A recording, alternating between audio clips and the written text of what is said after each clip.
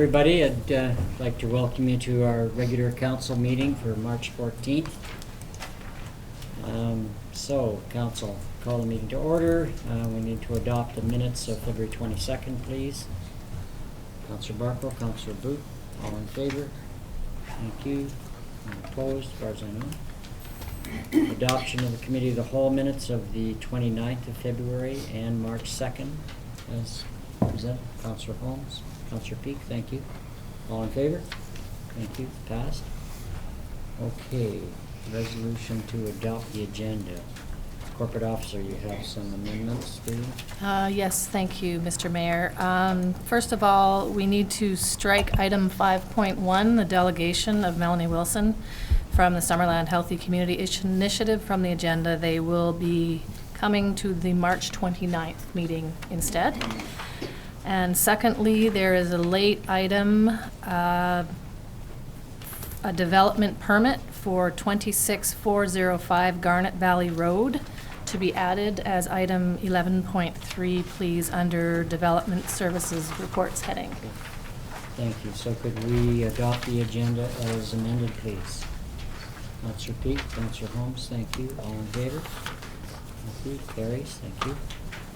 So we're moving on to number 6, opportunity for the public to address any item that's highlighted in the agenda. So if anybody has anything to say regarding any of the items, please come up to the mic. Looks like that's going to be brief. Thank you very much. So we move to my report. Okay, the major issue that concerns residents of Summerland at this time, and I'm afraid for perhaps some time to come, is the issue around school closures. Over the last number of months, the residents have made repeated and passionate presentations to the school board. As always, when presented with an issue that sits at the core of the community, particularly when it affects children and families deeply, I'm incredibly impressed with the passion, depth of research, and eloquence of citizens. Council has made presentations to the school board to present the issue as we see it affecting the community as a whole. Now, everybody is aware that the recession of 2008 impacted growth.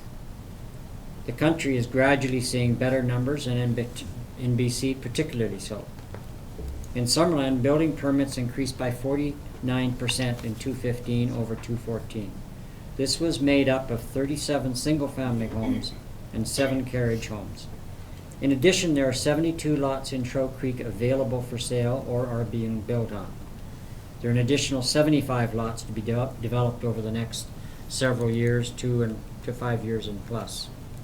In the Giants Head catchment area, there are 275 to 300 lots that are either being approved or will be developed within the urban growth area in the next number of years. I'd like to add that a growth rate of 0.5% is represented by 25 new units, and a growth rate of 1% is closer to what we're seeing now as today's reality. Last spring, Council deliberately adjusted and confirmed a new urban growth area and amended our official community plan. This provides certainty to residents and the development community, and it provides certainty that this is the area where sewer and services will go. This is a green light, a solid signal that the community is moving ahead. Healthy, committed community plans are vital to a healthy school system. The school district and the municipality are codependent.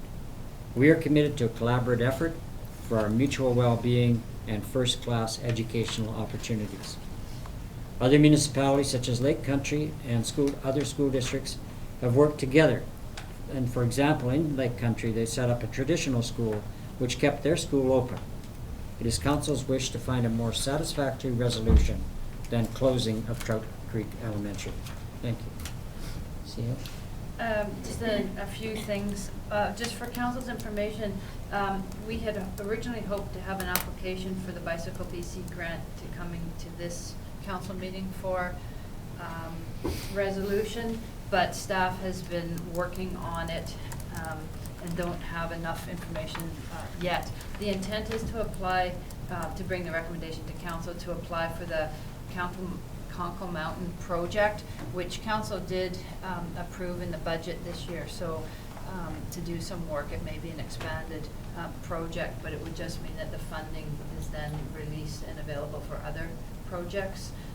But the Director of Works and Utilities and the Recreation Manager are currently working on that at this time. Just a reminder that Earth Week, that the district plays a fairly big role in a number of the activities with Earth Week and the Earth Week Committee. There is the recycling event for the hard to recycle items such as electronics, and that's the 2 bins are here at the Municipal Hall. We support the neighborhood cleanups with garbage bags, invest in the cleanup. And this year we're going to be doing a public tour of the water treatment plant during the week. So there's more details on that coming, but it looks like it's going to be at Tuesday, the April the 19th, which is during Earth Week at 10:30, and they're going to have pre-registration for that event. So and there's a couple other things. So I just wanted to remind council that we play a part in the Earth Week activities. And then lastly, of course, we're not speaking about budget. We're not doing any budget presentation at this meeting. We're doing last year's financial results at this meeting. But today's meeting, there's no budget discussion. But we wanted to just bring your attention to remind everyone about the open house next Monday night, or next Monday, the March 21st. We're really hoping to make that an interactive open house and presentation. There's 2 presentations, and all of the senior staff will be there to answer questions, and it's about finances or district operations in general. And then Director of Finance and myself will be doing the formal presentations, one at 4 o'clock and one again at 7 o'clock. Councils, your preliminary work will be the basis of the presentation. So the recommendations that you've made so far will be the basis of the presentation to be discussed further after the open house, after we can take a look at the input that we've received. So that hopefully we'll get some good attendance between 3 o'clock and 8 o'clock. Excellent. Thank you. Okay, moving ahead to item 10.1, to our informational items. Is there any member of council that wants to bring anything up out of that list of correspondence? Councillor Holmes. Yeah, just Minister Shirley Bond's letter regarding the Syrian refugees. If I could just give a little update. Again, the letter isn't necessarily reflective of what's of the local experience we're having here. As many people know, there's one organization in British Columbia, the Immigration Services Society, ISS, that provides reception with support for government-sponsored refugees for all of BC. An application was made by SOICS, South Okanagan Immigration Community Services, to be able to do that as well, but they were turned down for whatever reason by the federal government. So there's a new plan in place. The ISS will allocate refugees to the communities throughout BC. According to ISS, the refugees have a choice of where they can go, and they don't know anything about the Okanagan. So they're looking for promotional material about the Okanagan. And on Thursday last week, we were asked to send a video showcasing the community, the availability of Arabic culture in the community, details of our support group, and possible job opportunities and so on. And we were told this had to be in Arabic, and they needed it within 24 hours. So you did that. No sweat. So whenever you talk to these people, you always get the feeling that they're hiding something, that they're not giving you the full story. And I've sort of come to the conclusion that there's no real strategy out there at all to move government-assisted refugees from Vancouver to the smaller communities. After the very positive and efficient process that we went through to bring our privately sponsored family here, it's been an incredibly frustrating experience trying to bring a government-sponsored family here. So, in the meanwhile, there's hundreds of refugees still in hotel rooms in Vancouver. So it's the situation's almost humorous if it wasn't quite tragic. So right now, what our group is doing is we're talking to the BC Muslim Association, who's trying to act as a go-between between ISS and different communities in BC who have expressed interest in taking a government-sponsored. And so we'll see how that works. And I know the press has been trying to get information about what we're doing, but really it's you hear different things every day, and it changes every day, and there's nobody knows what's going on. So I think that's reassuring. Anything else, Councillor Peak? Yes, if I may, I'd like to make comment on number 5, which is page 34, the funding for the local government program services, and I'm glad that we received our wildfire fuel management funding that will help us out this year. Thank you. Anybody else? Okay, would someone like to bring the recommendation forward, please, as presented? As presented, Yeah, yes. thank you. Councillor Holmes, or? sure. Thank you. All in favor? Thank you. Now, I missed an item, so we're going to move back to 9.1. Corporate Officer. Thank you, Mr. Mayor. I have a couple of resolutions to be brought forward from today's closed session. The first one is regarding disposition of property at 8709 Jubilee Road. That 1046614 BC Limited be advised that the conditions required to execute the proposed contract of purchase and sale of 8709 Jubilee Road East have not been met within the timeline agreed upon. Therefore, the contract will not be executed. And number 2, that staff be directed to provide options for development and/or disposal of 8709 Jubilee Road East and provide a report to council at the March 29th, 2016 regular meeting of council. Did you want to speak to that? I'm just going to speak to that one just for explanation purposes. Just as a reminder that in April 2015, District of Summerland issued a request for proposals for the purchase and the development of that property at 8709 Jubilee Road, which is the old RCMP lands.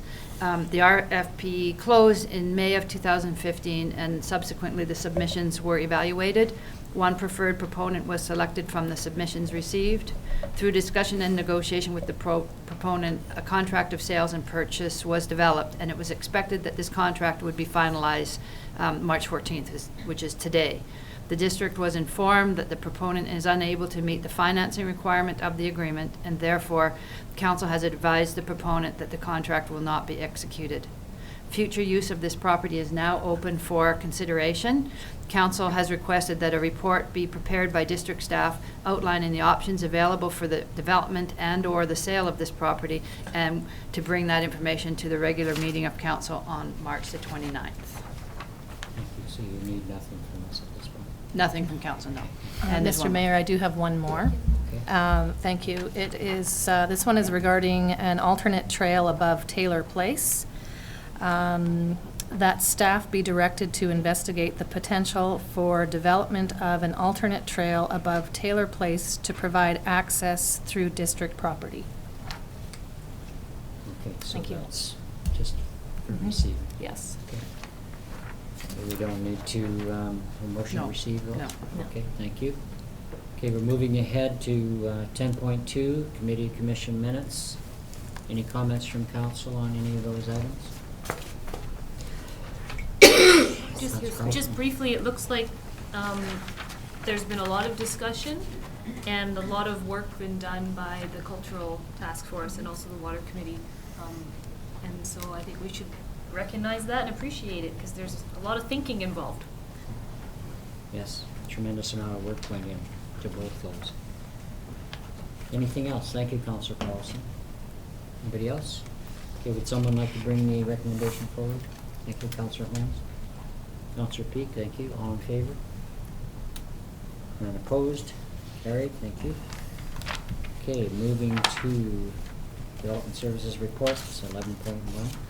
CAO. This report, as noted in the report in the agenda, is regarding a sod roof cabin that the Heritage Commission has made a number of recommendations for. Council has recommended inclusion on the Community Heritage Register, but not participating in rehabilitation work on the private property. So I'm going to turn that over to our planner, who will speak to that report today. Sure. Thank you, Mr. Mayor. So what this report is recommending is that the sod roof cabin at 4500 Landry Crescent be included on the Community Heritage Register. The Community Heritage Register is kind of the middle, you can think of it as the middle level of protection for a heritage property. It's not as substantive as adding it as heritage property, which requires a bylaw to do so and has a few issues that come along with it that I can explain if needed. And it's a bit more substantial than just adding it to our heritage inventory list. If this property is added to the register, what would happen is if somebody came in to do a demolition permit, staff would be able to hold the permit up and notify council for 30 days and let them know that we do in fact have a demolition permit, at which point council could then decide if they want to go ahead and maybe bring it to the next level of heritage protection, which would be to designate the property as heritage. Okay, thank you. Any questions from, well, we'll bring that forward and then there may be questions. Any other questions of staff at this point?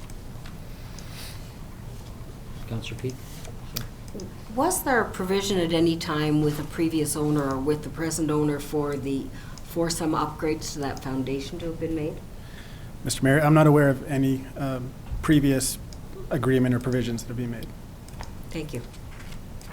Councillor Holmes? Is the owner of that, of the land aware of this?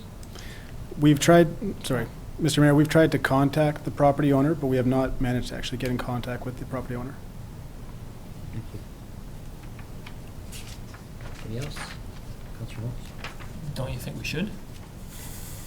Absolutely. That was, once the Heritage Commission had made this recommendation, it needed to come forward because it's in the public, but we have been unable on numerous attempts in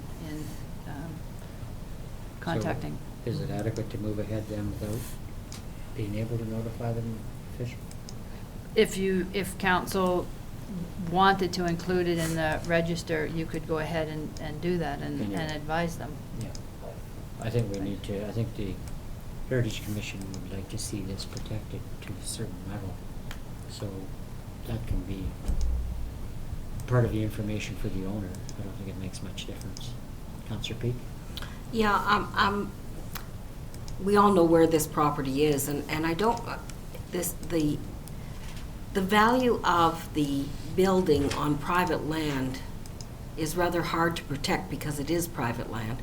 I'm wondering if there's any option to do some discussion around whether there's an availability to move it somewhere where it could be included. And I did ask our planner about whether we own lands around the KVR or the rodeo grounds that might accommodate doing a heritage village site. I'm wondering whether there's something we could do in terms of a public discussion around that, because this building might lend itself to being relocated to something like that and have photographic record of the in situ of it, and I just put that out for further discussion.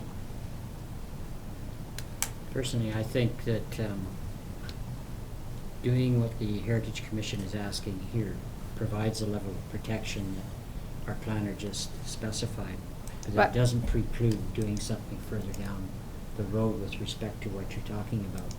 But I do understand, maybe the planner can correct me, but I think the base logs of that building are fairly fragile. And it's one of the reasons why they wanted to try and do something on site as a concrete base or something. We need to be clear that the Heritage Commission did recommend also rehabilitation of the building. Yeah. Sort of what I was just thinking. Not just this, no. The Heritage Commission has recommended more than this. I certainly agree with you, Mr. Mayor. We should at least do this portion. At this point, yeah. Counselor Booth? And then Counselor Carlson? Just to clarify for myself, placing it on the Community Heritage Register means that if the owner of the property wanted to demolish that, they'd have to come and get a demolition permit from Development Services. They couldn't just, is that the level of protection that you're saying is consistent with this Community Heritage Register? So, Mr. Mayor, the way I think that would work is that the property owner would be required to get a demolition permit regardless if they're on the Community Heritage Register or not. But the idea would be they come in for their demolition permit, at which point then staff could then notify council and say, we received this demolition permit. We have the option now to hold it up for 30 days to decide if we want to do something else with the structure, such as adding it onto the Heritage Registry. Counselor Carlson? Alex, do you have the answer to this? What is the zoning on that property, and is it in the ALR? I believe that it is in the ALR and it should be zoned A1 agricultural. Thanks. Okay. Counselor Peak? Should I bring the Yes, motion please do. forward? Yeah. That the property identified as Lot A DL 477 and 508 ODYD Plan KAP 80862 except Plan KAP 82140 located at 4500 Landry Crescent be included on the Community Heritage Register. Seconder, please. Counselor Carlson? Okay. Any further discussion? Counselor Holmes? Just a question about the motion, the way it's worded. Yeah. We're identifying the lot to be included on the community, on the register, but it's not really the lot that we're concerned about, it's the log cabin. Does that matter? CEO? I would have to confirm, but I believe it's in this case, that's what would get registered for, but, Alex, do you actually know? I don't actually. Sorry, so my understanding is that we have to create a statement of significance Right. for whatever property is being designated or being added That's to this right. register. So that statement of significance has been created. It's in the council reports under Schedule C. I believe that was done by the Heritage Committee, and we have that. So the property gets registered, but that property is defined by the statement of significance, which refers to the cabin. That's correct. Yeah. Yeah, there's quite a description under Schedule C of the building and its history. Yeah. Any further discussion? Counselor Carlson? I'm just thinking about what this would mean, and what would happen if the landowner decided to just, burn the thing down or something. What's the repercussion? Does anybody? It would be in the bylaw. I don't know offhand, but. We're counting on the individual to come for a demolition permit. Right. Without doing anything. Right, but if it's seen as just an old wooden structure that, is a pile of wood, it's really easy if you're not. I mean, it's just something that I would question, I guess. I mean, he'll be advised, but he'll be advised that this is being registered, and he'll be told what the in that package. So there may be some consequence if it is done improperly. Right, but it would be, through the fines in our bylaws. Okay. Counselor Peak? These kind of things actually always depend on having a civil society that follows through on the things that are required. I mean, obviously, if you had kids go and play and it was burned down, you wouldn't be able to do anything about it. So we count on having a civil society and people coming forward and doing the things that are required. Although, I'm just sort of wondering, is there any way that district can put any kind of signage on it at all? It says that it's, It's on private property. we can't do that, yeah, I thought that'd be the case. Okay, someone like to bring the motion forward? I think please, you or had to, recommendation? you've already had it forward. We're on You just need to voting. vote now. Okay, all in favor? Thank you. None opposed, motion's carried. I'm gonna have to break these things down. Okay, just a moment.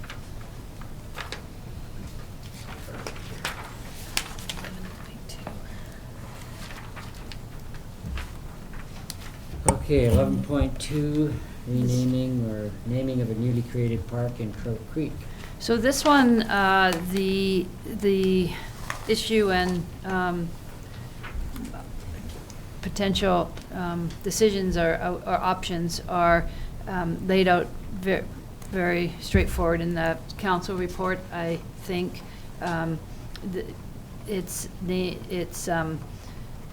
staff has recommended naming 1109 Stoner Street as Woodbridge Park. There has been the recommendation to include First Nations naming within the name, and staff had quite a bit of conversation, looked at the naming policy, looked at where we are in our status in our desire to improve our relationship with the First Nations and better understand what is meaningful to the First Nations, and have recommended that at this point in time we look at installing interpreted signage at the site for to recognize the First Nations name of the site there, and to further look at the correct way for us to move forward in potentially including First Nations names in our signage. So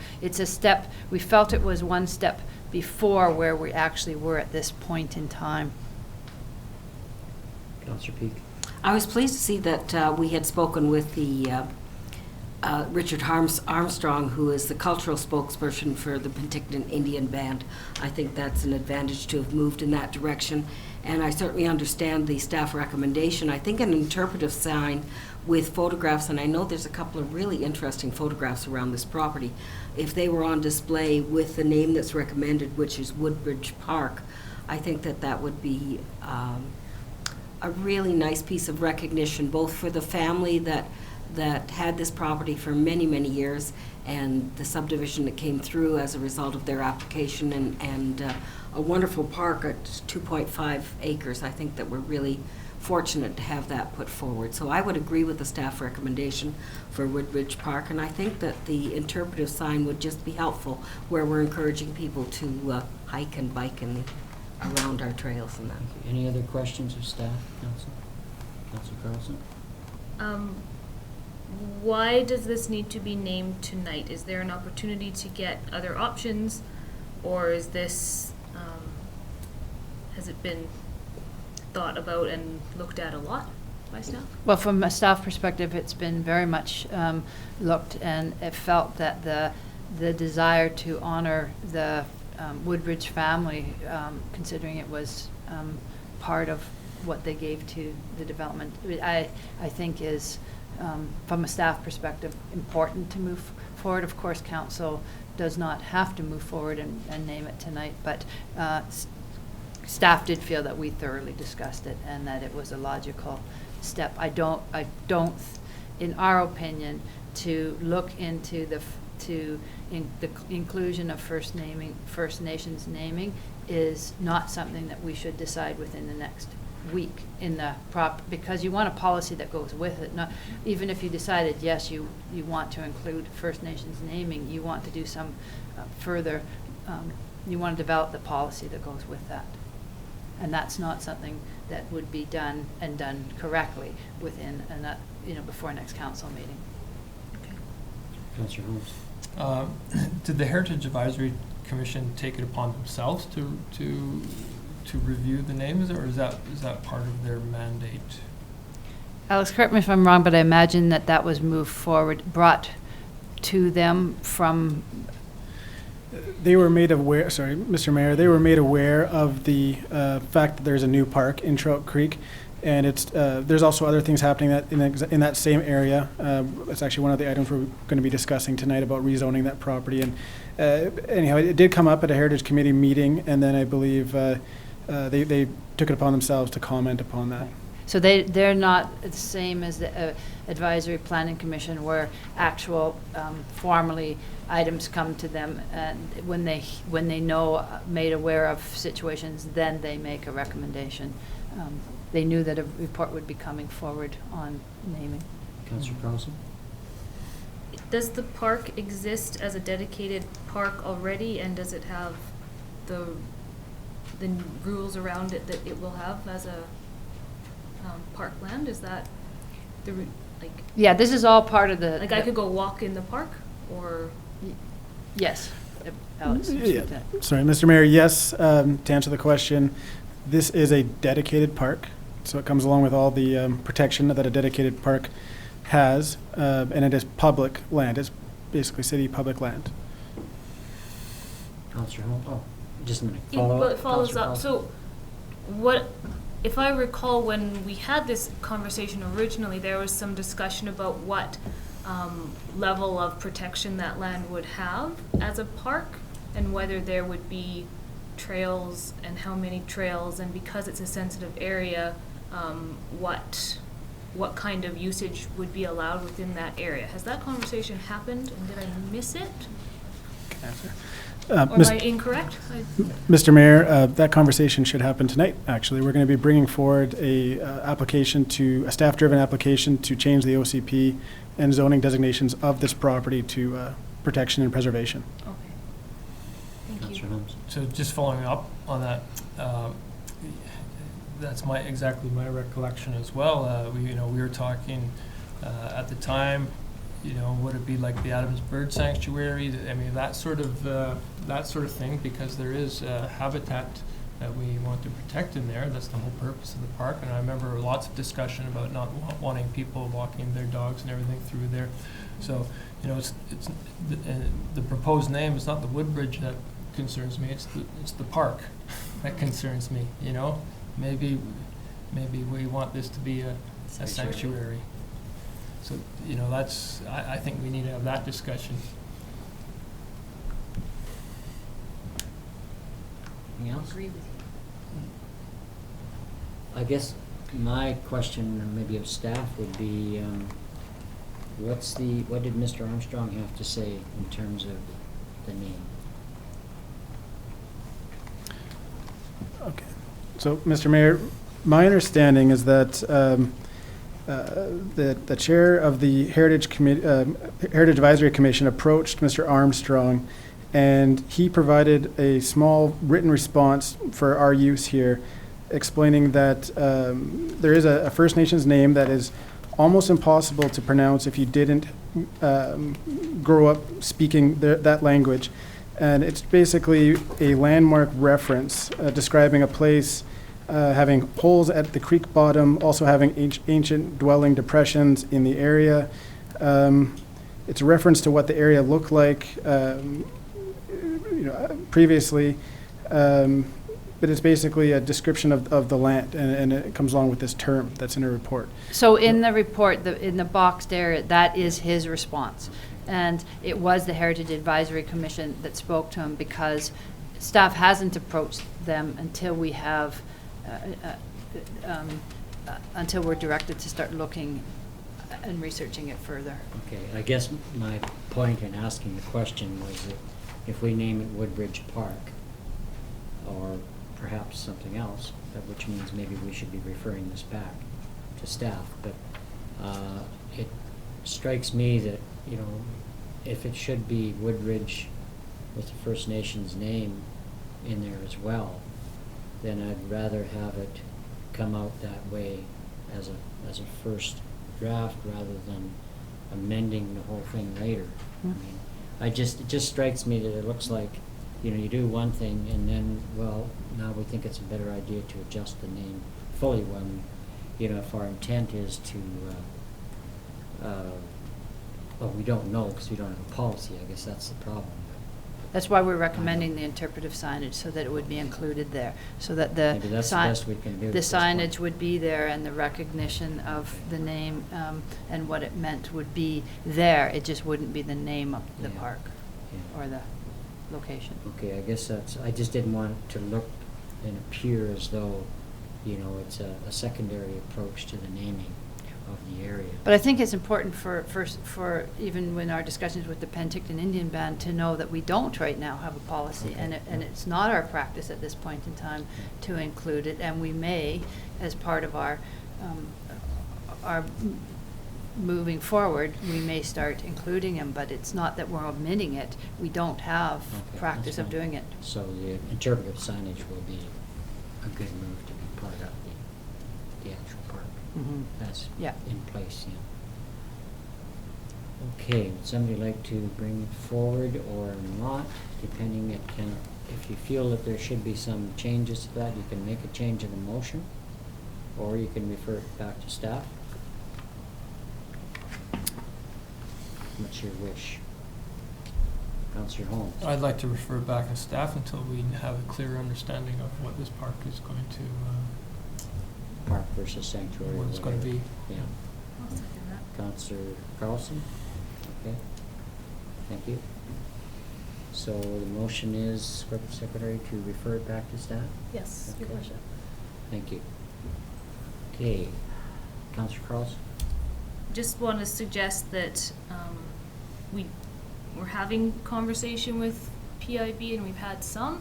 I also think that the Okanagan Nation Alliance may have some input in this, and it's possible that there is another word out there that is more simple to pronounce, or maybe there's a word that signifies the importance of Trout Creek as it was back before we took it. So I think that there's a little bit more conversation to be had, and hopefully we can get somewhere. And if they have no desire to participate in a conversation about the naming of it, then we'll move forward, I think.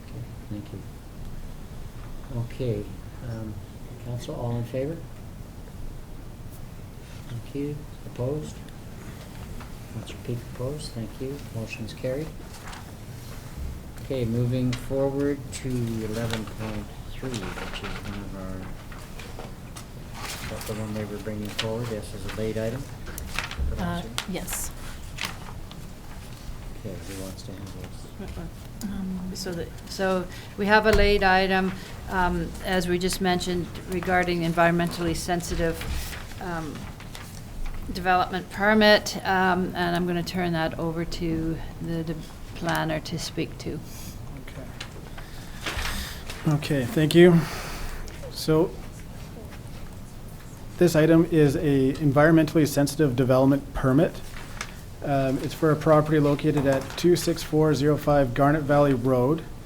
The staff recommendation is that a development permit to authorize a riparian restoration project proposed by the Okanagan-Similkameen Stewardship Society is approved along the Aeneas Creek portion of this property.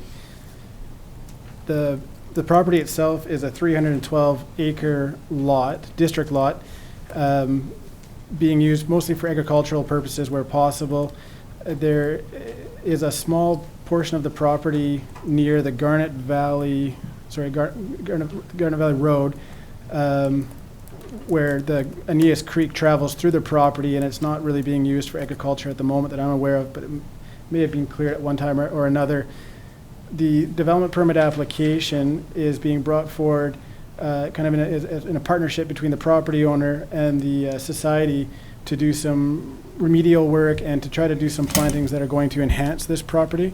It's being brought forward as a late item because there is a deadline to complete this work, and that deadline is March 31st.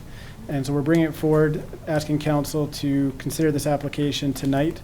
We're also asking council to consider this application based on the scope of work and the landscaping outlined in the letter that's attached to the report here. Typically, we would be looking at a development concept where you'd actually see some type of development being proposed, but there is no building or construction being proposed. This is purely remedial work and enhancement work. But our development permit guidelines do not exempt any kind of activity at the moment. Right now, basically any land altering activity requires a development permit, so that's why we're bringing it forward to council tonight. So just to be clear, typically in something like that, if it wasn't development related, it would likely not be included. And when we were reviewing the language in our bylaws, it just it appeared that it still is included, so that's why it has to come forward, even though it's remediation work. Questions of staff? Councillor Boot? Thank you, Mr. Mayor. Through you to the planner. Will this is along Garnet Valley Road. Will this impact the Garnet Valley Road project that is, in the offing? Not that I'm aware of. My understanding is that most of the plantings will be done near the creek side of the property as opposed to being near the shoulder of the road right-of-way. Councillor Peak? You said there was a deadline. What's the deadline related to? I haven't had a chance to read this whole thing. My understanding of that deadline is tied to the funding that the Okanagan Similkameen Stewardship Society receives, and that they need to have utilized those funds no later than March 31st. Subsequent? Don't So you- our shared planner, has she had an opportunity to review this? She has. She's actually here. If anyone has any questions for her, she's come tonight in support of this application. Thank you. Councillor Holmes? Can you explain to me why this needs a development permit? It's just that any work on the properties in that area needs to have a development permit, and it's not excused that it's remediation work. It's an oversight in the wording. Just in this area? In environmentally sensitive, in the environmentally sensitive development permit area, it's the language in the bylaw that needs some work so that things like this don't get included. They also need another development permit that's, that one's for, So this property technically is in two development permit areas. I didn't note in the report, my apologies. There's the environmentally sensitive development permit area, and there's also a water course development permit area.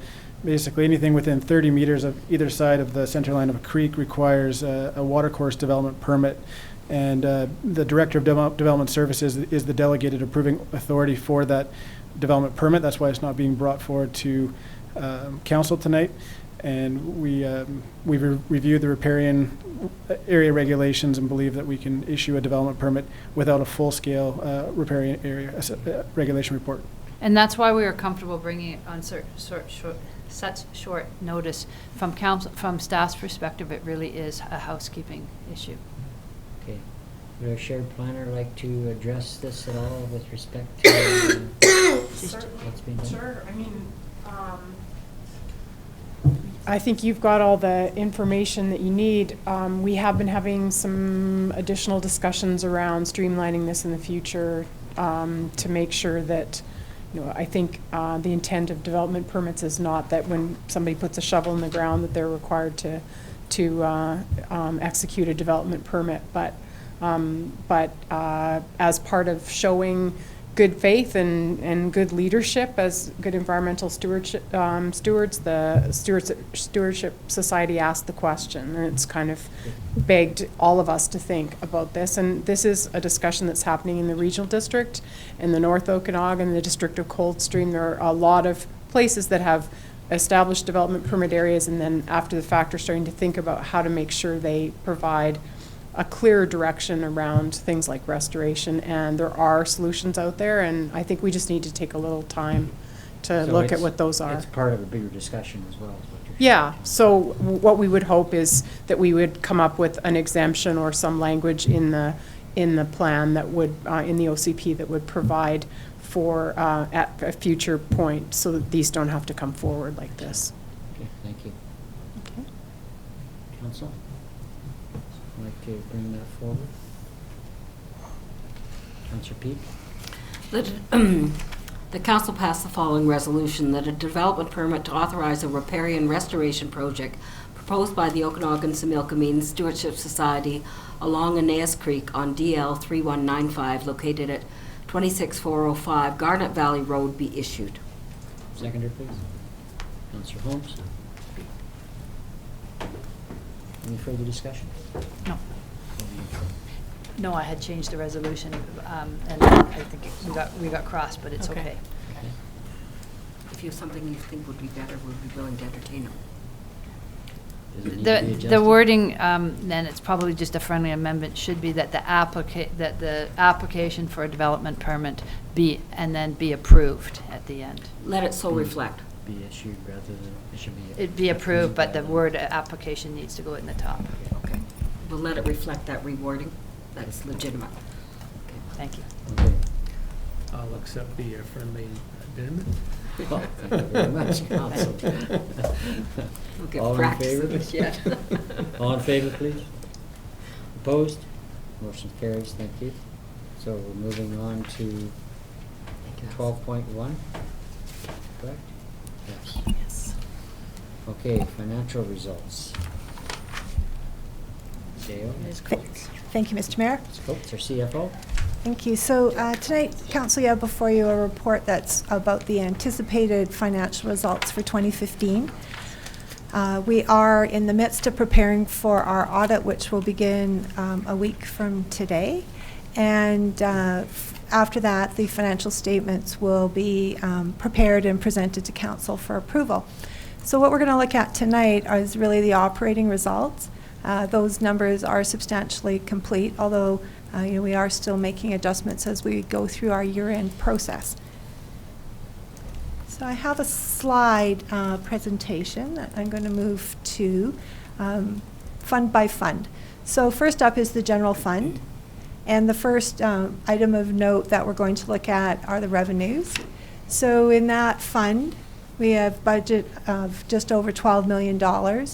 And we came in $55,000 under budget for revenues. So the items that are of significance that I want to speak to you about tonight is that there was increased activity at the landfill, and we also had additional MMBC, so that's Materials Management British Columbia recycling revenues, and that amounted to just under $116,000 of additional revenues. So increased activity at the landfill, while it's great for money coming in, also means we're using up our space faster, and we have more closure costs to account for. So it increased costs as well as generating additional revenues. Licenses and permits had increased activity as well. So that's a category that includes our building permit revenue. And we were over our expected budget by almost $121,000. And other items that impact that difference between budget and actual results are when we aren't able to undertake works that were going to be funded by reserves. So in 2015, we had a list there of 5 items that we weren't able to undertake the work on. So that amount has caused a variance that contributes to that net $55,000 difference between budget and actual. So those projects, the citizen survey, we're moving forward to 2016. The property-related projects are up for, I guess, that's right, review to see whether we're going to be undertaking any of those works. The subdivision bylaw review is certainly going to go forward in 2016. The library, the former library buildings got a new roof, and the funding for it was in 2015, and we're carrying that forward. The work was completed in 2016. And our recreation master plan didn't get off the ground in 2015, but the work is expected to be undertaken next year. So if there's any questions about those items, maybe I'll entertain them now rather than at the end, or if there aren't any, we can move forward to the next section, which is expenses. Just a quick question. The restatement, the recreation master plan will go forward this year, you said next year? Sorry. This year? Yes. Okay. Councillor Booth? Those of us who are accountants are still working back That's in okay. last year. Oh God, I'm not a finance Anybody person. else? Councillor Barkle, anything? I was just wondering where the Conkle Mountain, on that list of things that weren't done? These aren't the capital. And that's a capital item? That's where The Conkle Mountain is a capital It's a item. This is capital a item. capital. Yeah. okay. Yeah, these are operations. Okay, I guess we can move on. So in the expenditure section, there is a variance of almost $1.2 million, and we're going to go through it by department. So in general government, which is corporate services, that includes IT, administration, finance. In that area, we also have just the general administration categories, so say our legal expenses would show up in that area. So this is the activities of running a government. So our operations there were under budget by just under $46,000.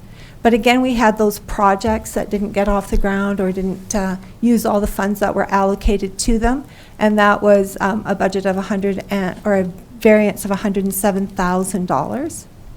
In protective services, so that includes our fire services, our police services, emergency services, and we do have our regulatory services in there as well. So that would be our bylaw inspections that are in there, our building inspections are in there, or sorry, bylaw enforcement and building inspections are in there. So our net operations in that area were under budget by $18,000, but the RCMP contract was under budget by almost $301,000. So we do budget for a full contingency of 9 officers in a year, but often there are vacancies. We aren't fully staffed due to maternity leaves or temporary vacancies from officers moving. So we do have a full budget so that in the year that we do have all officers here for an entire year, we'll have enough money to pay the contract. Works is definitely our biggest area in our budget, and the operations variance there is almost $278,000. I would also just now maybe refer to, there are schedules attached to the report, so if you're interested in more of the details, they are all following my report. There's a schedule for the general fund. It has more details about what is included in works and shows it on a line item basis, how we get to those variances. And again, there's projects there of $280,000 of budget that weren't able to be undertaken in 2015. Environmental health, which is our landfill, includes our landfill and our curbside collection, anything to do with solid waste. So you can see there that we were over budget, and my comment when we were looking at revenues that we had increased revenues in that area also results in additional costs sometimes. This is one area where that's happened. I think council is aware that our landfill operator contract, we had a new contractor come in 2015, and the costs have increased in that area. Our environmental development services, so our planning activities, are under budget in operations by $61,000. The biggest part of that is our economic development sector, which is under budget almost $46,000. And we had projects in there of $20,000 that were not undertaken. So next up is recreation and cultural services, and that includes our landscaping or parks operations. So in that area, operations, which is our arena and our pool, all of our recreation programs, all of our facilities like the theater and the museum maintenance, library building maintenance, all those sorts of things, netted under budget of almost $10,000. And again, project work that wasn't able to be undertaken of about $81,000. So in the general fund, there was carry forward projects to 2016 that are coming from current year taxation revenue that were carried forward. So Morrow to Prairie Creek drainage design for $75,000, the rodeo grounds ring base material for $8,000, the skateboard park design for $34,000, and fleet acquisitions for $110,000. Now the reason Conkle Mountain doesn't show on that list is because it wasn't current year 2015 taxation money. It was already money we had on hand in a reserve account. So it gets a bit technical. I'm sorry that that list doesn't include everything, but it's explaining the variance, not all of the carry forwards. So that's the general fund in a nutshell. If there are any questions or council wants to go into any of the line items, I'm happy to answer questions at this time. Seeing none, we'll move on to the water fund. So in this fund, we had a positive variance in revenues of just under $175,000.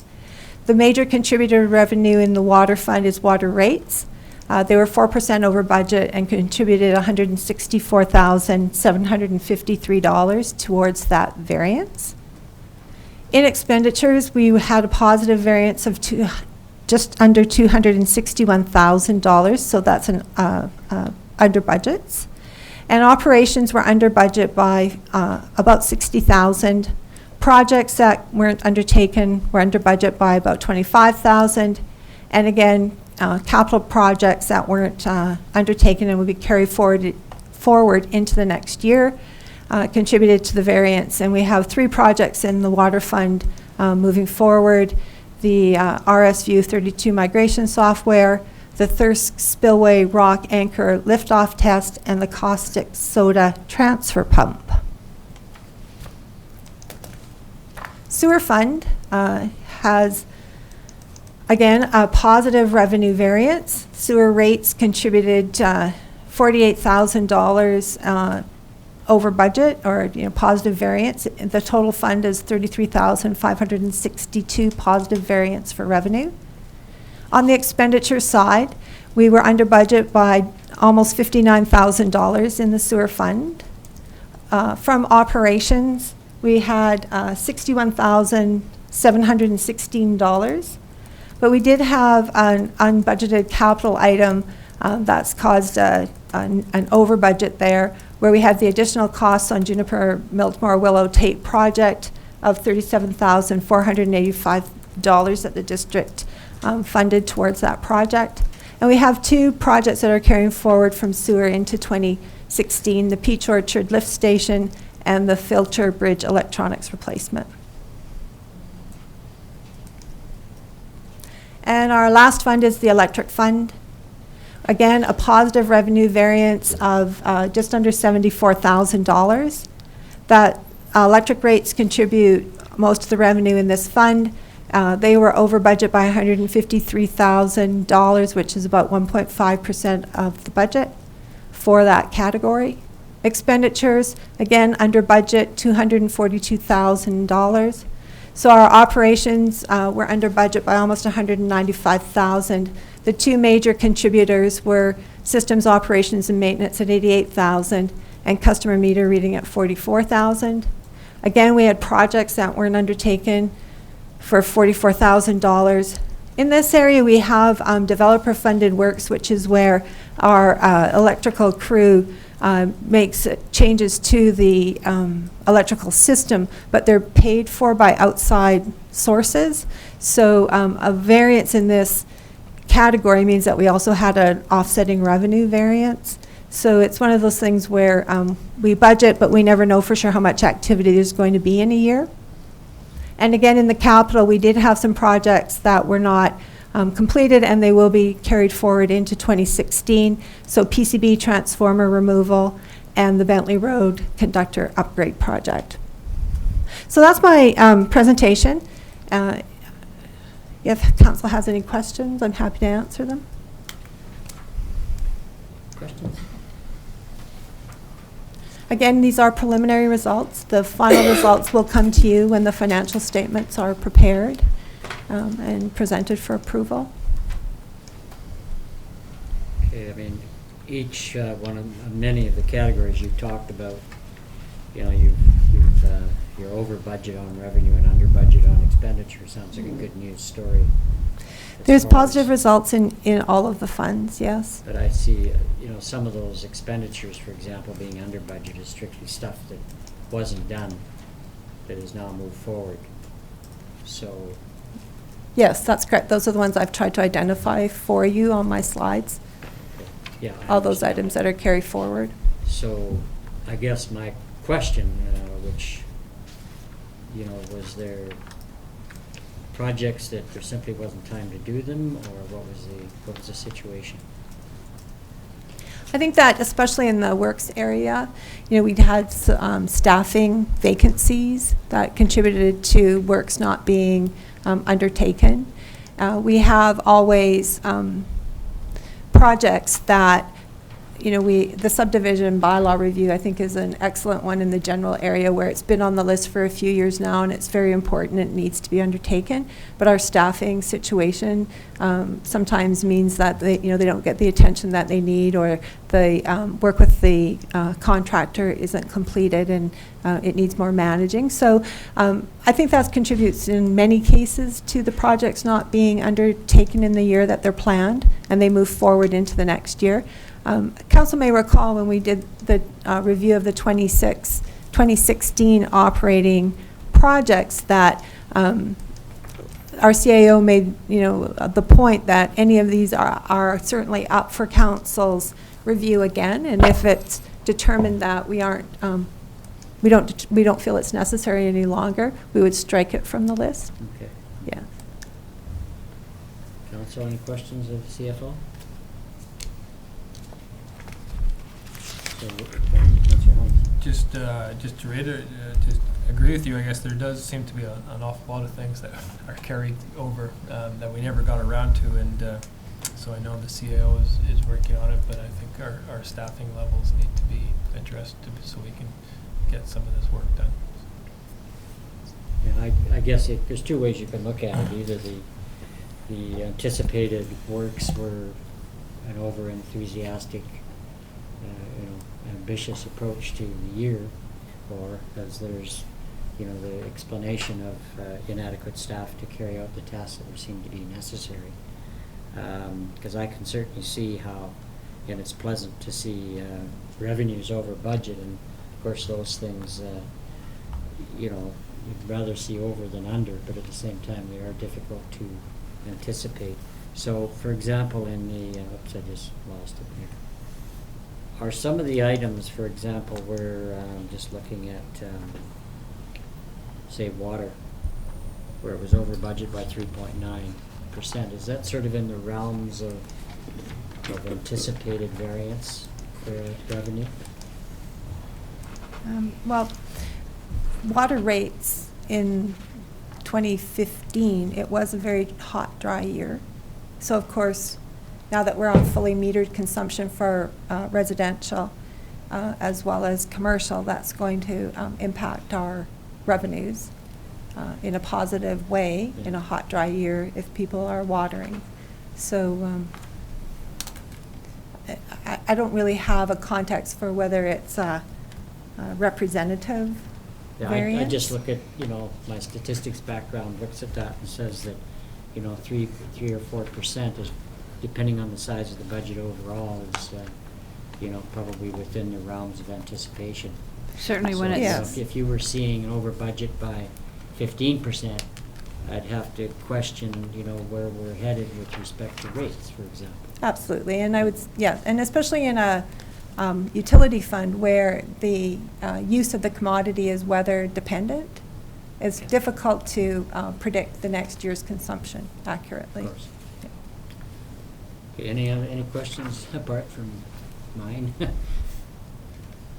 Okay, so we need to bring that forward, accept the report at this point, or are we just waiting for the final? Receive the report for information. Okay. Motion to receive the report, Councillor Holmes? Move that council receive the report dated March 9th, 2016 from the Director of Finance regarding the 2015 financial results. Secretary, Councillor Peak, thank you very much. Any further discussion? Hearing none, all in favor? Thank you, the motion carries. None opposed, thank you very much. So we're moving into new business. Now, where are we with the RCMP report?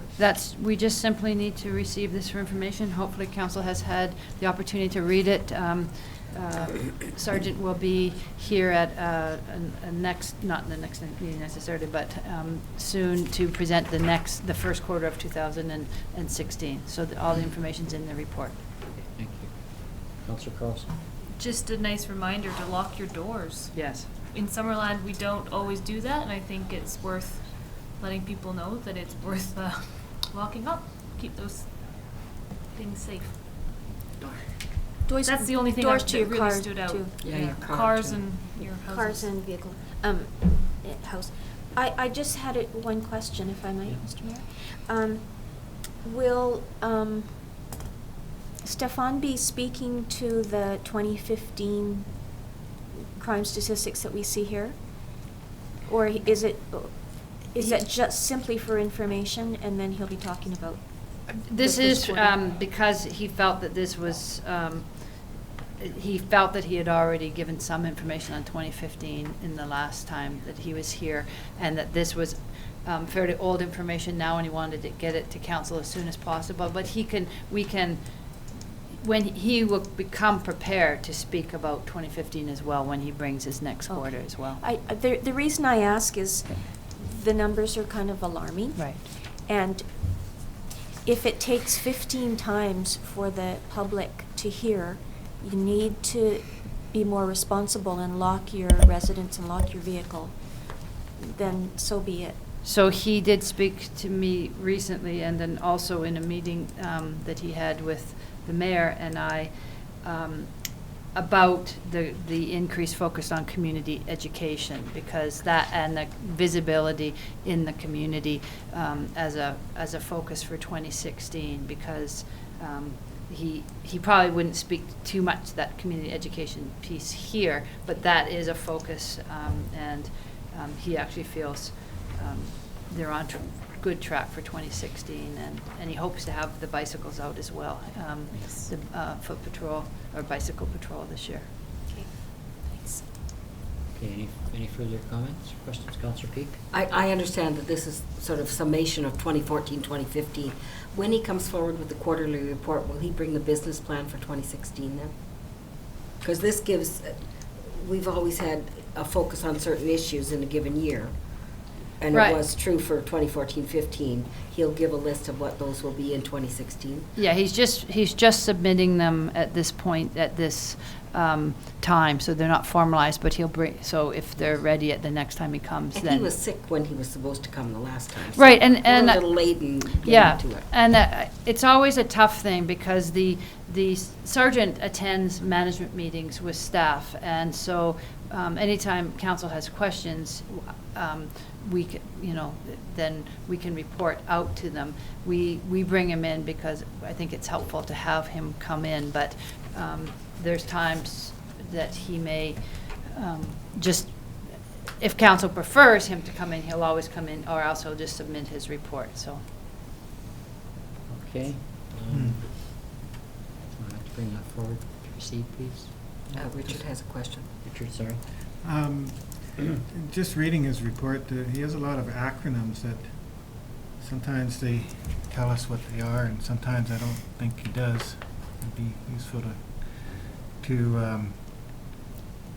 have him. Have a Right, if legend. council wants more. Point that out to him. Yeah. Right, okay, I'll bring that forward to him. I'll bring the resolution forward. Thank you. That the Seconder, fourth please. quarter report for 2015 submitted by Sergeant Stefan Lacroix of the Summerland RCMP detachment be received for information. Seconder, please. Councillor Carlson. Further discussion? Okay, none lots. All in favor? Thank you. The motion's carried, none opposed. So we're moving ahead to 14.1 bylaws, zoning amendment, bylaw amendment for carriage house. We'll turn that over to the planner. Okay. Thank you, Mr. Mayor. Tonight, we're going to be introducing a new bylaw and asking council to give it first reading and let it proceed to public hearing. The bylaw is to amend the zoning bylaw for carriage houses and to increase the size of a carriage house from the maximum right now, which is 60 square meters, up to 90 square meters, only for lots that are greater than 1,000 square meters. As most of you probably know, carriage houses are defined as detached suites that are in detached buildings, so above a detached garage, or they can be on their own. They're different from secondary suites or basement suites in that they are in a detached structure. The zoning bylaw right now currently limits the size of carriage houses to 60 square meters. I believe Summerland has allowed carriage houses since around 2011, and Summerland originally took a fairly conservative approach and created a minimum or maximum size of 60 square meters for these carriage houses, which is meant to equal about roughly the size of a double garage. Since that time, over the last few years, council has approved several variances to increase the size of carriage houses. I believe there's been at least 3 that have been approved fairly recently, and on all 3 of those development variance permits, the size of the lot was greater than 1,000 square meters. So right now, staff are bringing forward this zoning bylaw amendment for consideration. Interestingly enough, we did bring it to the Citizen Advisory Planning Commission and presented the same information to the APC, and their resolution was that we keep the regulations as they are in the bylaw right now, and handle requests for larger carriage houses on a case-by-case basis through the development variance permit. One of the main reasons that we're bringing this proposed amendment forward is that we've already received 3 variances for the same thing. Council's approved each of the 3, and it might be best practice just to increase the size up to 90 square meters. And the 90 square meter is not just an arbitrary number. It is the maximum size allowed by the BC Building Code. It's also the size that most communities in the Okanagan appear to be allowing for carriage houses, specifically Penticton, Peachland, West Kelowna, and Kelowna all appear to allow carriage houses up to 90 square meters. So that's my presentation. Okay, thank you. Questions? Councillor Holmes. What was the Advisory Planning Commission's objections? If I remember correctly, I think what the Advisory Planning Commission, what their mentality was that by keeping the size at 60 square meters, that would trigger the need for the development variance permit, at which point the neighbors would be notified. So when we issue a development variance permit, the adjacent neighbors are notified and they get a chance to give comment if they have any concerns about the larger carriage house. So, without me having to do the math, how many square feet is the 90 square meters? It's 968 square feet, Mr. Mayor. Okay, Quarter acre lot. so that's the maximum allowed by the BC Building Code for carriage houses? That's correct, Mr. Mayor. Councillor Barr. I note in the report that the ones that we have approved were for larger lots, like most around 2,000 square meters. I wonder if the concerns of the Advisory Planning Committee wouldn't be dealt with a little bit better if we raised the limit to, say, 1,500 square meters, where the 90 square meter carriage house is allowed, 60 meters up to the 1,500, and that would, all these half-acre lots, which were the ones that came to us, which could have been subdivided into 2 separate lots anyway, would be, through without having to go to council and everything. And how we would have to change the wording in the proposed bylaw, I guess. Councillor Holmes? Yeah, just following from it, how is that 1,000 square meters determined? Mr. Mayor, the 1,000 square meter limit is fairly arbitrary. It seemed like a reasonable size given the information that we have, although as Councillor Barkwell has pointed out, most of the variances that we've done to date have been more around the 2,000 square meter size.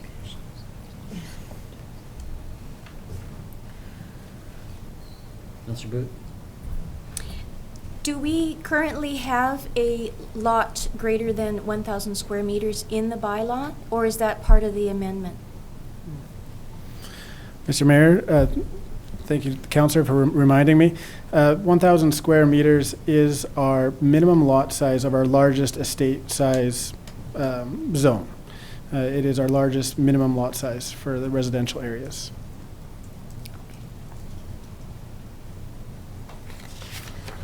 So that's an RSD1 size? That's a RSD3 estate lot zone. Councillor Carlson? Just for people who think in acres,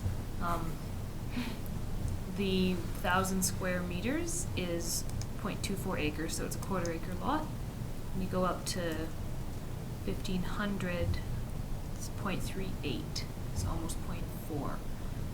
I don't know how many people with a quarter-acre lot want to build carriage houses, but like Councillor Barkle said, perhaps as it gets bigger, it is more appealing or enticing, but I don't know. I think that the issue, came forward, of course, because all these lots now have sewer, that the only real limitation is, physical limitations on the lot. So the adjustments upwards are, we've been treating them sort of as they come, adjusting the whole thing each time, which seemed a little bit silly to me, to, come along with a variance. We accept every variance that comes along. They've got no real guideline for a carriage house, so this, this motion from staff would be acceptable. I'm a little bit at odds with the ACP's recommendation of sort of adjusting totally by lot size. Mr. Mayor. Councillor Booth? It seems to me that if we are increasing from 60 square meters to 90 square meters, perhaps that will encourage people that are in that lot area with the urban services to consider a carriage house, which, I mean, it's another living space, right? And maybe a more affordable living space. That's certainly the reason that it's so common in other jurisdictions. That is the rationale Yeah. for sure. I'd like to support this. Councillor Hall? I certainly think we should move something like this forward to a public hearing. I do though understand the APC's wish that if a large structure is built on a small lot, that the neighbors should be consulted with it about that. And so that's why I think we need to get this 1,000 square, we need to get the size of the lot here right. That's what we need to really get right, because obviously a larger the lot, then it'll swallow up the carriage house a bit, and then the neighbors won't be as concerned. So I just want to make sure that 1,000 square meters is the right size that, for what we're talking about. And I kind of like Councillor Barkwell's suggestion of 1,500 square meters might work better. Councillor Cross? Do the other communities distinguish between the lot size? I'm not sure if I've read it in here. Do you know? Mr. Mayor, the only community that I'm aware of that includes a minimum lot size is West Kelowna, and I believe they have a minimum lot size of 1,100 square meters. After doing some research, preliminary research on Penticton and Peachland and Kelowna, it appeared that they didn't. So just West Kelowna appears to have a minimum lot size. Thank you. Councillor Barkle? Whether we go with a 1,000, 1,100, or 1,500 minimum, I could go with any of those numbers. Really, I just don't like the idea of a philosophy of expecting people to come to council for a variance that is likely to be granted. Some people may not even, that they would look at the regulations and say we don't fit and not even apply. Plus, how many different things would you do that philosophy for? We'd soon have an unworkable system. Mm-hmm. I agree. So what's council's wish here? Councillor Peak? I would be comfortable going with 1,000 square meters. I certainly understand the discussion, but I do agree with Councillor Boot that these are opportunities, and elsewhere they're called mother-in-laws things. They can be grandmother houses, and they just allow for that opportunity for whether it's extended family or young people or older people on fixed incomes. It just gives another option for a living space, and I think that that's important to our community. Okay, so Councillor Holmes? Well, then I suggest let's make it 1,100, because that puts it over a quarter, and it makes us in line with West Kelowna. And if there's somebody's, we had somebody come to us before not realizing that it wasn't 90 because Penticton was it, so at least we can say, well, we're the same as West Kelowna, so if that makes sense. Until they change it. So you Until don't they want to change- mark it that it's the Well, same, it's- because that's always always referencing other jurisdiction. I mean, we wouldn't be referencing, but, and we wouldn't be suggesting publicly that it's the same because of that reason. It adds more confusion, but, I mean, it could be fair enough rationale. Yeah, but it created confusion in the past because we were different, you know, that's.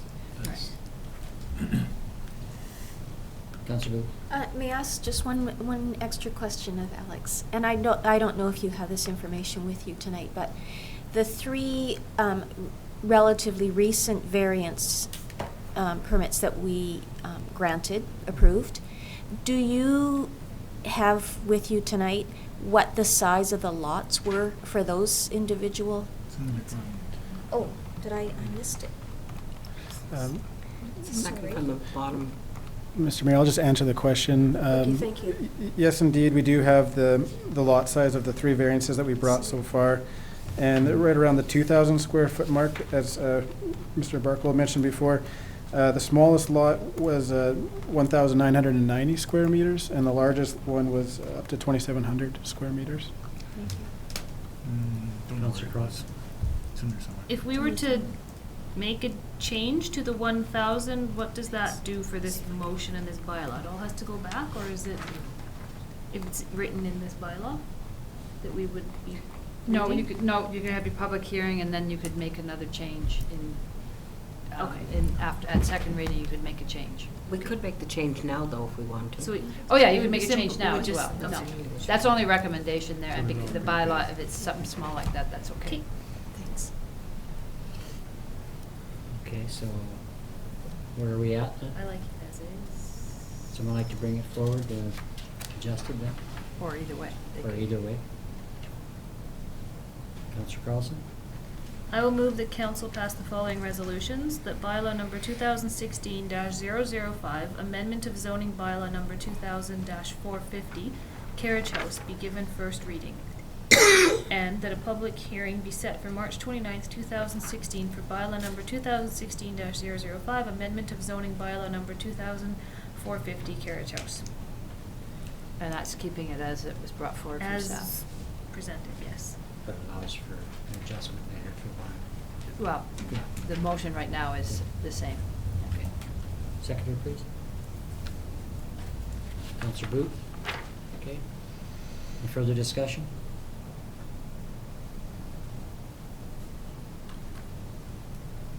Hearing none. Can I just ask Go a ahead. question? That motion then refers to section 7(4.1, that the maximum gross floor area of a carriage house is no more than, that follows because we Yeah, did the other. that's right. That's why we're set with 1,000.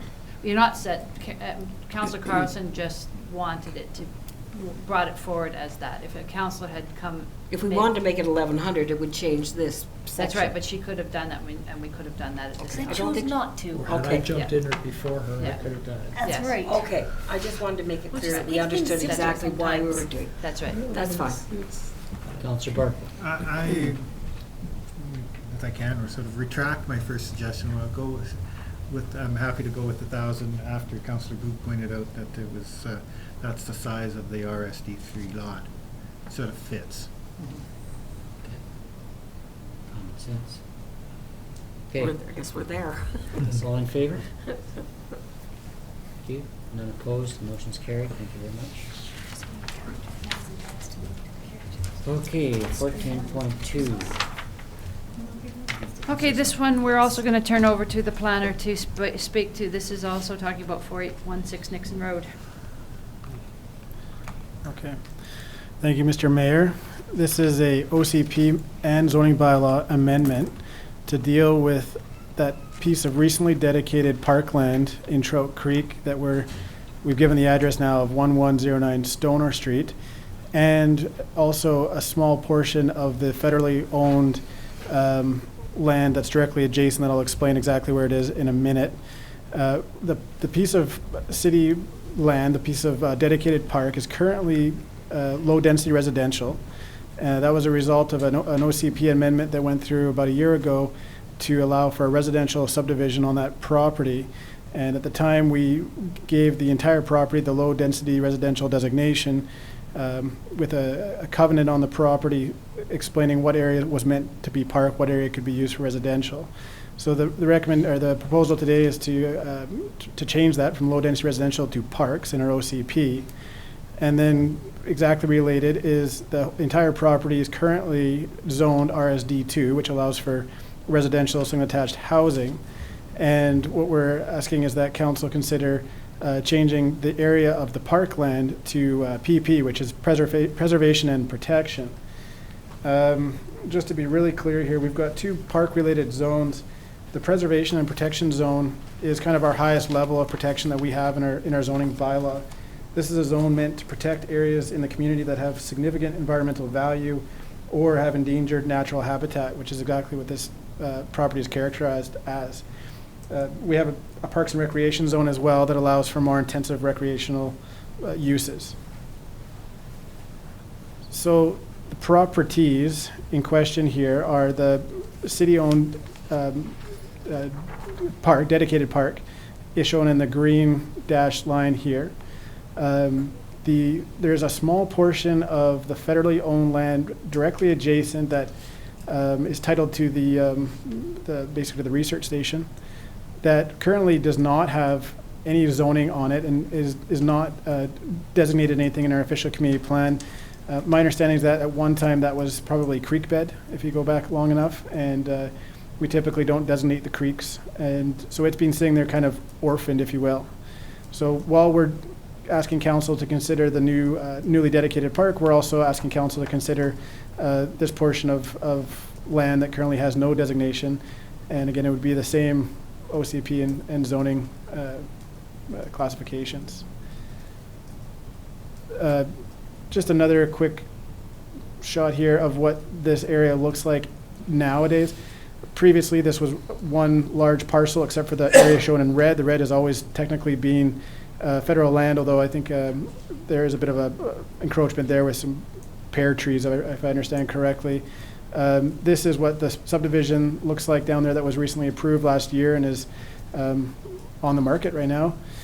And again, this is the area that we're considering. So the proposal, well, that's basically my presentation. More than happy to answer any questions. Might be worth noting, given the previous discussion we've already had, it's not very clear here, but there is a statutory right-of-way for district vehicles and for the public at the end of this cul-de-sac that gets, the idea is that it would get public and would get maintenance crews if needed out toward the dike that's along Trout Creek here. And some of you may recall the environmental values on this property were mostly concentrated in this area and as well as in this area. This area was cleared for the most part with a pear orchard at one time. Anyways, I'm more than happy to answer any questions on this. Councillor Carlson. Are there any special rules about dedicating federal land? Or is there a level that we have to go to, or is it simple enough to do? Yeah. Mr. Mayor, I thought this might be a bit confusing, and what we're doing is we're not dedicating the federal land. We're just going through the exercise of zoning it. Okay. And we have permission to do that without asking? That's right. We will Because it's on our borders? That's correct. It's within our jurisdiction, and we will notify the federal government as part of this process. I've made several attempts to contact the park people, for lack of a better word, and haven't had any success yet. Okay, thank you. Councillor Holmes. Is the Adams Bird Sanctuary PP? Mr. Mayor, I believe it is, but I would have to double check. There's nothing else really, is there? I would Yeah. think that's the only thing it would fall under. So I guess I have a good question. With this sort of highest designation that we have, to what extent is there restriction in movement in the park or animals, dogs, etc.? Mr. Mayor, there is no real restriction from the public accessing this property. Just using the zoning as a tool.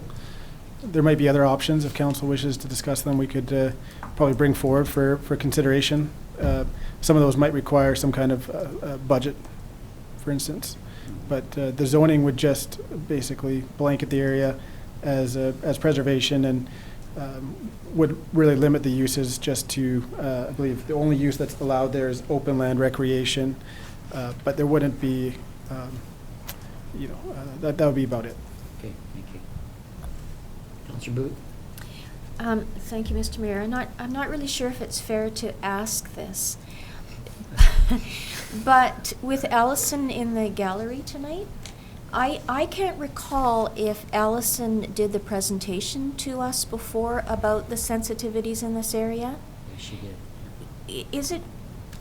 Would it be fair, CAO, to ask Allison if maybe she could answer a couple of questions? That would be fair if Allison's comfortable with it. Are you? Yeah. Thank you. Quiet. What can I do to help? So the question I have is related to what our planner just mentioned, and that would be human and other animal activity in that protected area, or what's it called now, or potentially preservation and protection zone. How would that activity impact the Lewis woodpecker that is kind of a primary concern in there? Sure. So I think generally the intention is to try to manage people use in that area, but the main concern would be around encouraging the vegetation to improve on the site. So I've actually got a habitat stewardship program for species at risk proposal in right now to get funding to do enhancement, and that's one of the identified sites. So if we're successful, then probably working with your support if we have it, and working with the planning department and the parks department, we would put together some kind of plan. And it certainly is on the radar, the idea of having some kind of a management plan for that. The thinking hasn't gone a really long way, but generally the thought is to provide, during the discussions with the landowner, the developer, neighborhood people, when we were in the mode of talking about how that would be developed, there was an identified desire to see access maintained from the street onto the dike so that people could continue to walk on that. I don't see that as a problem. And I think it's kind of like managing cattle. Sometimes instead of zoning them, you just put physical barriers in their way. And that's kind of what I see as probably the best strategy here would be to try to manage for some shrubs to kind of direct people onto the walking path and not so much into the park. But I don't think it's necessarily down the road a huge issue. I mean, we have to look into that a bit more to be sure. I mean, there could be some predation and disturbance issues during breeding season. At this point, I don't think that nest site is active. So I think there is a Lewis's woodpecker that's been seen in the area in the last couple of years prospecting. I'm not sure whether it's on that property or across the creek from there, but they're still in the neighborhood. It's still considered to be the highest value site for Lewis's woodpecker in the Okanagan Valley because it was the last place that they were wintering. Yeah. Good, thank you. Councillor Carlson? So the answer is there's enough protection in this zoning? I think the answer is that it's personally, I would support the notion of the zoning that's proposed, and that other tools are needed to increase the protection, and those would have to do with how you develop the site, and things like signs could help, and yeah, so there need to be further thought about that, but there's no alternative that I see that would be better in zoning. Good, thank you. So are there, any types of cactus that would be useful along the edge? Behavior modification tools. There's got to be ways to make it really difficult for people to get off the trail. Yeah, you're on the right track. I'll look to you for advice when we get to that point of buying the plants. I wouldn't want to count on that kind of advice, but anyway. Anybody else? Questions? Okay, are we ready to move forward on this thing? Someone like to bring the motion forward, please? Councillor Holmes? I'll bring it forward as presented by staff. Thank you. Councillor Carlson? Yeah, seconded. Preserve the land. Congratulations, we're bringing it forward. That's cute. So I guess that was a seconder, was it? How many? Okay, All thank of them? There's three here. How many There's are three, we? it just, I think it's, Yeah, that's other presented. All of them? as presented, Okay, just that checking. includes all of them, yeah. Yep, I'll So, second that. we have a seconder, all in favor? Thank you, motion is carried, none opposed, thank you very much. Thanks, And thank Allison. you, Allison, for your enduring our questions. So in moving on, there's nothing else, Corporate Officer? Deputy Corporate? No. Okay, so we're moving into council reports. Okay, Councillor Barkwell. I attended the same meetings as the rest of council concerning school board closures and such, so I won't dwell on it. Thank you, Councillor Booth. Pretty much the same. We had an RDOS meeting last week, and we had third reading of our budget at the RDOS table, as you know, Mr. Mayor. I do want to point out that I very much enjoyed watching Councillor Barkwell and Councillor Holmes battled it out with the Pee-wee rat team, I think it's called, for a Ager Lake Camp fundraiser on Thursday night. It was very entertaining. I'm pretty disappointed in Councillor Holmes, though. Because apparently didn't he take a few penalties He's a for big goon. being That's my goon game. on the- That's my game. on the ice? Next to tennis, eh? Okay, Councillor Carlson. The biggest day I had, I think, this week was on Saturday. I went to the solar fair and I listened to Phil Hawk and Tabitha from PIB talk about the project that they've done with some passive houses. Very interesting and very informative, and I think we should be having a discussion with them perhaps to see what lessons they learned and what kind of technology exists to use in the Okanagan to create more energy efficient homes, because there's a very good example and some lessons there. And on Saturday night I went to the fundraiser that Brad Besler put on for juvenile diabetes, and it was really fun. There was, what's Truth's real name? Truitt, Tegan Truitt, Tegan Truitt. I don't know if anybody knows him. I believe he's in grade 12. 11. 11? This kid was probably one of the best rappers I've ever seen. So if you ever get a chance to see him perform, he goes under the name Truth, Trewth, and very entertaining and very worthwhile. So I think they raised $5,100 for juvenile diabetes, which is pretty good for one night event, and cool. lots of fun. So yeah, that's it. Excellent. So on Saturday, I managed to clone myself, and I went to two events. I went to the same event as Councillor Carlson, the diabetes fundraiser, and they raised over $5,000 at that event. So it was quite great, and yeah, so it's incredible local musical talent was there, and at the same time, I was at the spoken word open mic event at the new library. And it was incredible venue. It was right in the library, not the meeting room, but by the wood wall there, they created a really nice ambience, and it was really pleasant. And so there, all of Summerland's literary talent was on display. And speaking about that hockey game, it was an honor to be on the same line as Councillor Barkwell and Eric Thompson. We were a fearsome threesome. And it was a great event. It was absolutely fantastic. The kids were thrilled to play us against us old fogies, and that event raised $1,700 for Auger Lake. The money was raised to pave the walkways for wheelchairs at Auger Lake campus. So that was a great event. I also attended speaking of hockey, I also went to the Summerland Steam game last night, and so I like to say they finally defeated their rivals, Soyuz, in a playoff series. So they won the division, and they're on to the conference finals. So that's great for the That's Steam. pretty Yeah. neat. I think though, Councillor Holmes, we obviously need to come up with policy and guidelines around cloning. are not happy. We now have a clone Busy of day, running didn't you? around. Oh, with us. yeah, exactly. Counselor- Well, I'm not finished, You're I'm not not finished. finished? Okay, Okay. I'm doing tons of stuff. Look So at his the- list. I know the solar You got a fair. list? So the Okay. solar fair on Saturday, there's incredible interest in solar energy all through the region. And I think a lot of interest to develop regional projects. And I think, we should definitely, keep our eyes open for that and get involved in that.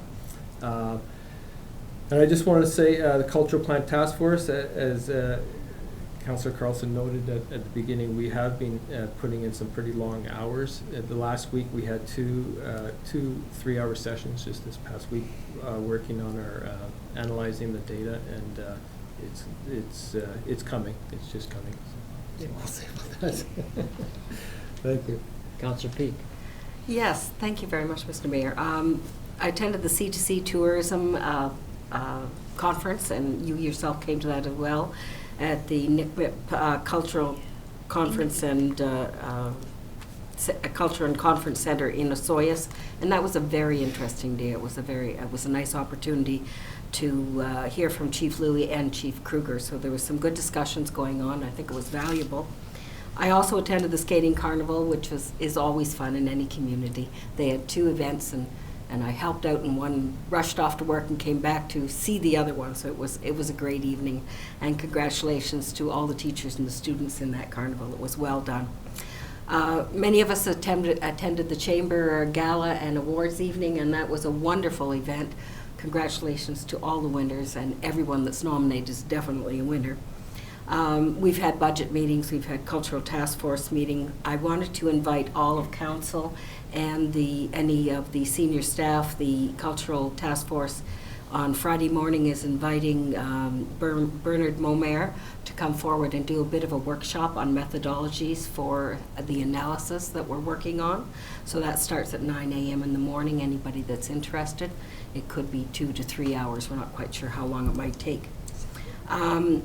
Many of us attended the 50th anniversary for the RDOS, and that was a beautifully done event, celebration of our history.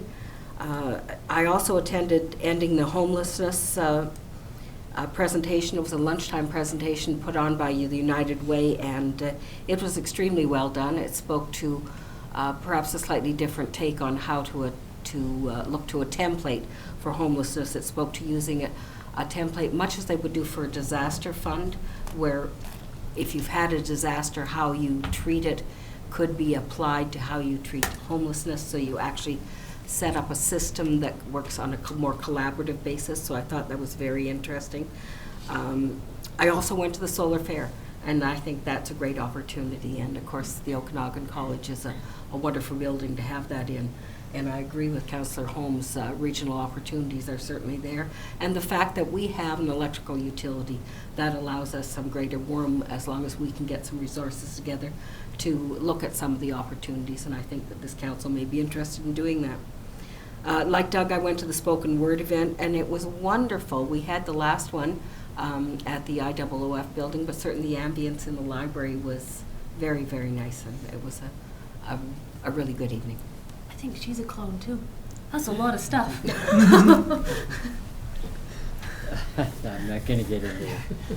Still only one vote. Sorry. She must be a busy lady. Thank you, Councillor Paul. Okay, into the public question period. Is there anybody from the public who would like to speak?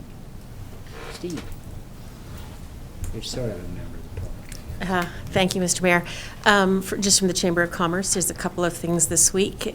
Tomorrow is our AGM, and as well, we are hosting a tourism showcase for our tourism stakeholders in town. So certainly you're all very welcome to attend tomorrow's evening's event.